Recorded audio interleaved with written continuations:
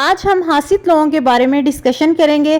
حاسد کون ہوتے ہیں؟ جو ہم سے حسد کرتے ہیں۔ حسد کی نشانیاں بھی اسلام میں بیان کی گئی ہیں۔ آج ہم ان کی 7 نشانیوں کو ڈسکس کریں گے، جن کو دیکھ کے آپ یہ اندازہ لگا سکیں گے کہ کون لوگ آپ سے حسد کرتے ہیں اور کون لوگ آپ کو دیکھ کے یا آپ کی کامیابی کو دیکھ کے خوش ہوتے ہیں۔ ویڈیو کو اینڈ تک دیکھیے گا تاکہ آپ کو ساری ڈیٹیل مکمل مل سکے۔ بسم اللہ الرحمن الرحیم۔ السلام علیکم مائی یوٹیوب فیملی۔ امید ہے آپ سب لوگ خیریت سے ہوں گے اور خوش ہوں گے۔ آج ایک ٹاپک آپ کے ساتھ ڈسکس کرنا چاہوں گی اور وہ ٹاپک حسد کا ہے، اور کہتے ہیں کہ حسد وہ پہلا گناہ ہے جو آسمان پر سرزد ہوا تھا اور پہلا گناہ جو زمین پر بھی سرزد ہوا تھا۔ آسمانوں پر کب سرزد ہوا اور آسمان پہ یہ کیسے سرزد ہوا؟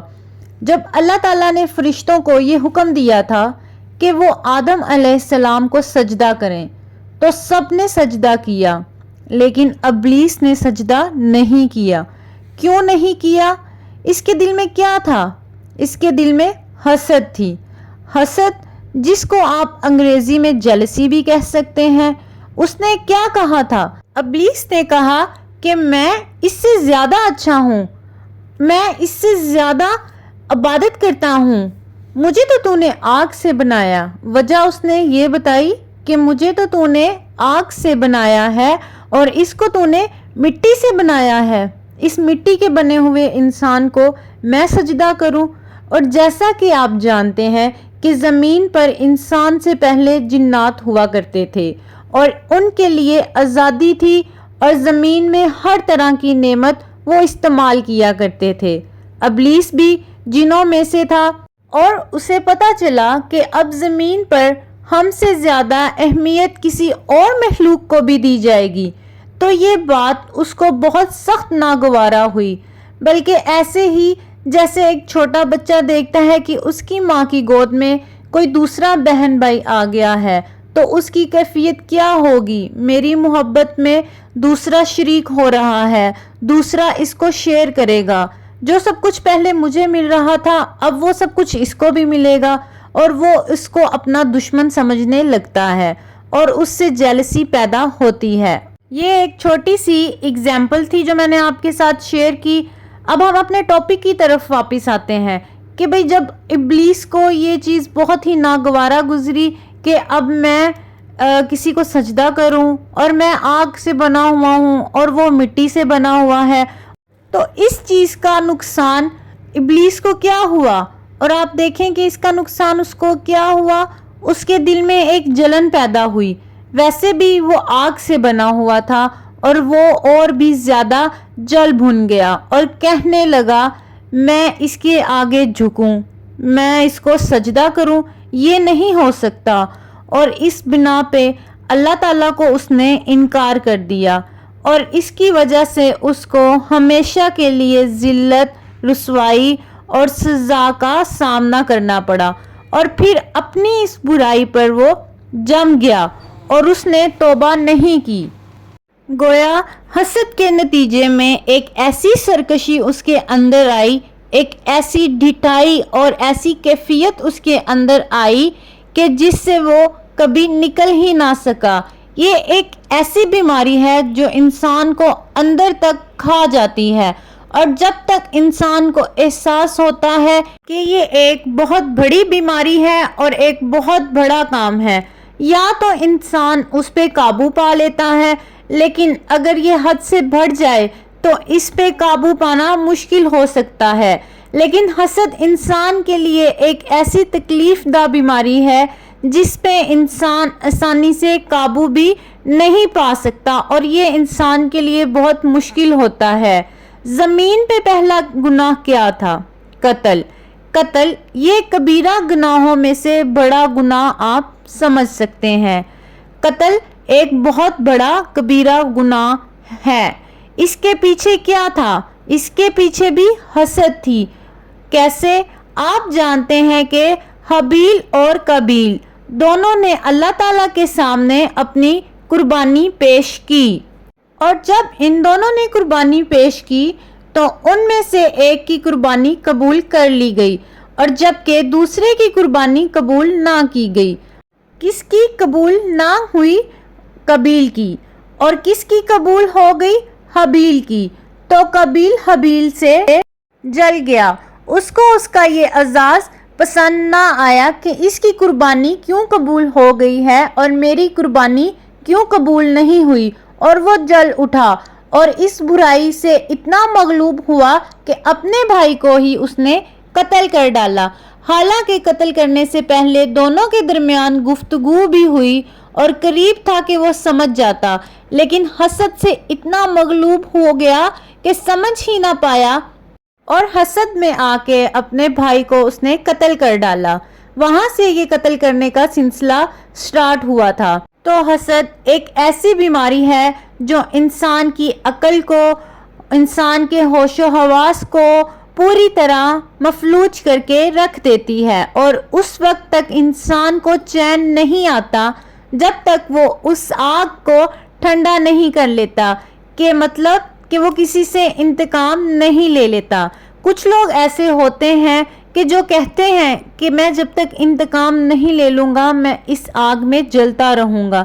اس کا مطلب یہ ہے کہ وہ اس قدر حسد کرتا ہے کہ جب تک وہ انتقام نہ لے لے گا تو وہ اسی آگ میں جلتا رہے گا۔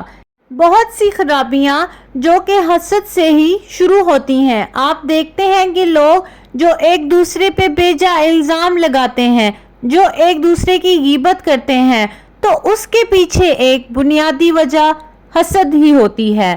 حسد کی بنیادی ڈیفینیشن کیا ہے؟ حسد کہتے کس کو ہیں؟ کسی بھی صاحب نعمت سے اس کی نعمت چھن جانے کی خواہش کرنا، اس کو حسد کہتے ہیں، اور تمنا کرنا اور ہر وقت آرزو کرنا اور اس کو نظر میں رکھنا جس کو یہ نعمت ملی ہے کہ کسی بھی طرح اس کے پاس یہ نعمت نہ رہے، کسی بھی طرح اس سے دور ہو جائے، اسے نہ ملے، اور اگر وہ نعمت اس کو مل گئی ہے تو وہ میں اس سے کس طرح چھین سکتا ہوں۔ حسد میں انسان کو کسی دوسرے کو ملنے والی نعمت اچھی نہیں لگتی، اور بعض اوقات صرف چھیننے کی تمنا ہی نہیں کرتا بلکہ عملی طور پر اس کے لیے کوشش بھی جاری کر دیتا ہے کہ میں کسی طرح اس کو ذلیل و خوار کر دوں، میں اس سے یہ نعمت کیسے چھین لوں۔ اس کی نعمت کو خود چھین لینے کے لیے وہ اس وقت تک لگا رہتا ہے جب تک وہ نعمت اس کو نہ مل جائے یا جس کے پاس ہے وہ اس کے پاس سے بھی ختم ہو جائے۔ یہ چیز اس کو چین نہیں لینے دیتی، اور اگر اس کا کسی چیز پہ بس نہ چلے تو وہ اس انسان کو ہی ختم کر دیتا ہے تاکہ نہ وہ انسان رہے اور نہ ہی وہ اس نعمت سے فائدہ اٹھا سکے۔ تو اسی لیے کہتے ہیں کہ اپنی خوشیوں کو لوگوں سے چھپا کے رکھنا چاہیے، خوشیوں کو نظر لگ جاتی ہے، اور بہت سے لوگ حاسد اندر ہی ہوتے ہیں اور وہ آپ کے فیس پہ تو آپ کی تعریف کر رہے ہوتے ہیں لیکن دل ہی دل میں وہ اس نعمت سے، اس خوشی سے حسد بھی کر رہے ہوتے ہیں اور سوچ رہے ہوتے ہیں کہ یہ ہم کو کیوں نہ ملی۔ حسد ایک ایسی چیز ہے جو انسان کو نظر لگا دیتی ہے اور انسان کو قبر میں بھی اتار دیتی ہے۔ تو کوشش کیا کریں اپنی خوشیوں کو لوگوں سے چھپا کے رکھیں۔ نبی پاک صلی اللہ علیہ وسلم کا فرمان ہے کہ اپنے ارادوں کی تکمیل پہ رازداری سے کام لیا کرو، کیونکہ ہر صاحب نعمت سے حسد کیا جاتا ہے۔ جس کو نعمت ملتی ہے اس سے کوئی نہ کوئی حسد کرتا ہے۔ حسد سے بد اخلاقی جنم لیتی ہے، انسان غیبت، الزام تراشی پہ اتر آتا ہے، دوسرے انسان کی عزت، احترام، یہ سب کچھ وہ بھول جاتا ہے۔ اگر دیکھا جائے تو بات قتل پر بھی آ جاتی ہے۔ تو کوشش کیا کریں کہ اپنی خوشیوں کو لوگوں سے چھپا کے رکھیں، اس طرح آپ کی زندگی بھی خوشحال رہے گی اور دوسروں کو بھی آپ سے حسد کرنے کا موقع نہیں ملے گا۔ دنیا میں اللہ تعالیٰ نے ہر انسان کو کوئی نہ کوئی نعمت عطا کی ہوئی ہے، اسی لیے یہ نہیں کہہ سکتے کہ کس کے پاس نعمتیں زیادہ ہیں اور کس کے پاس نعمتیں کم ہیں۔ انسان دیکھ سکتا ہے، یہ بھی ایک بہت بڑی نعمت ہے۔ اپنے پیروں پہ چل سکتا ہے، اپنے کام خود اپنے ہاتھوں سے کر سکتا ہے، یہ بھی انسان کے لیے ایک بہت بڑی نعمت ہے۔ کچھ لوگوں کی آنکھیں بہت ہی خوبصورت ہوتی ہیں اور جو لوگ حاسد ہوتے ہیں وہ اس چیز پہ بھی حسد کر لیتے ہیں کہ میری آنکھیں اتنی خوبصورت کیوں نہیں ہیں، اس کی آنکھیں اتنی خوبصورت کیوں ہیں۔ اسی لیے نعمتیں تو ہر انسان کے پاس ہیں، اس لیے آپ کے پاس جو نعمت ہے اس پہ اللہ تعالیٰ کا شکر ادا کریں۔ اب ہم حاسد کی نشانیوں کے بارے میں ڈسکشن کر لیتے ہیں۔ حاسد کی نشانیاں کیا ہیں؟ آپ نے جب بھی کسی حاسد سے ملاقات کی ہوگی آپ کو کچھ نشانیاں نظر آئیں گی۔ کیسے؟ جیسے ہی آپ اس کا سامنا کریں گے اس کا رنگ تبدیل ہو جائے گا، وہ عجیب سے ایکسپریشنز دے گا، اس کی آنکھیں پھر جائیں گی، یہ کون آ گیا وہ سوچے گا۔ کبھی آپ سے بلند آواز میں اور ایکسائٹمنٹ سے سلام نہیں لے گا، اگر کہے گا بھی تو آرام سے یا آہستہ سے آپ کو السلام علیکم۔ اور حاسد کی چوتھی نشانی یہ ہے کہ وہ آپ کو توجہ نہیں دے گا، وہ آپ کو یہی شو کروائے گا کہ میں تو تمہیں اگنور کر رہا ہوں اور دوسروں کو بہت زیادہ توجہ دے گا۔